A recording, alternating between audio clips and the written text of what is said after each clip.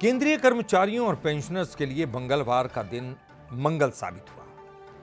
केंद्रीय कैबिनेट ने 8वें वेतन आयोग के टर्म ऑफ रेफरेंस की मंजूरी दे दी है और आयोग के अध्यक्ष का भी चयन कर लिया गया है।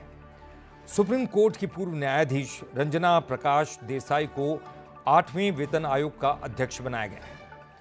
अब आयोग अपने गठन की तारीख से 18 महीने के भीतर रिपोर्ट पेश करेगा।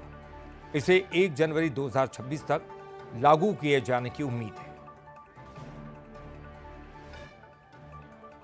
पहले बड़ा फैसला लिया गया 8th पे कमीशन को आज माननीय प्रधानमंत्री जी ने अप्रूव किया। कितना टाइम पीरियड रहेगा वो सारा आज अप्रूवल हुआ और ये बहुत बड़ा महत्वपूर्ण फैसला है।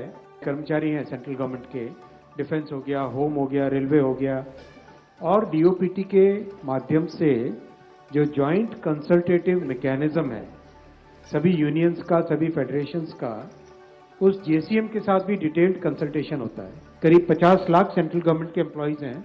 कई राज्य सरकारों के साथ भी इसमें कंसल्टेशन किया गया और करीब सभी राज्य सरकारों ने इसमें सहयोग दिया है।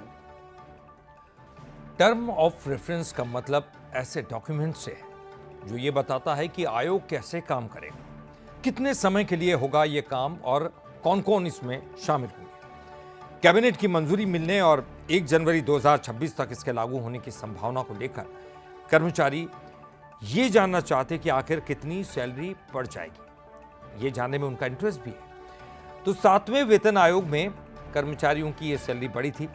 7,000 से बढ़कर सीधे 18,000 रुपये हो गई थी। ये 7वें वेतन आयोग की बात करें।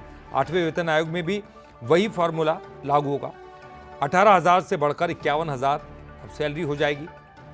तो 8वां वेतन आयोग फिटमेंट फैक्टर और डीए पर निर्भर करता है। 7वें पे कमीशन में फिटमेंट फैक्टर 2.57 था। 8वें वेतन आयोग के तहत बढ़कर 2.86 हो सकता है। हर वेतन आयोग के लागू होने पर डीए 0 हो जाता है। बेसिक सैलरी महंगाई को ध्यान में रखकर बढ़ाई जाती है और 7वें वेतन आयोग के तहत डीए 58% है। और चलिए अब आपको बताते हैं, आंकड़ों के जरिए जानने की कोशिश करते हैं कि आखिरकार सैलरी में कितनी वृद्धि होगी, कितनी बढ़ेगी सैलरी। अगर अब बात करें तो पहले 18,000 थी, अब 44,280। पहले अगर 19,000 सैलरी थी तो अब 48,974 हो जाएगी। पहले अगर 21,700 थी तो 53,446 हो जाएगी। पहले 25,500 थी तो अब 62,850 हो जाएगी। पहले 29,200 थी तो अब 71,923 हो जाएगी। पहले अगर 35,400 थी तो अब 87,084 हो जाएगी। तो देखिए सैलरी में काफ़ी बढ़ोतरी होगी और इसीलिए केंद्रीय कर्मचारी बेहद खुश हैं।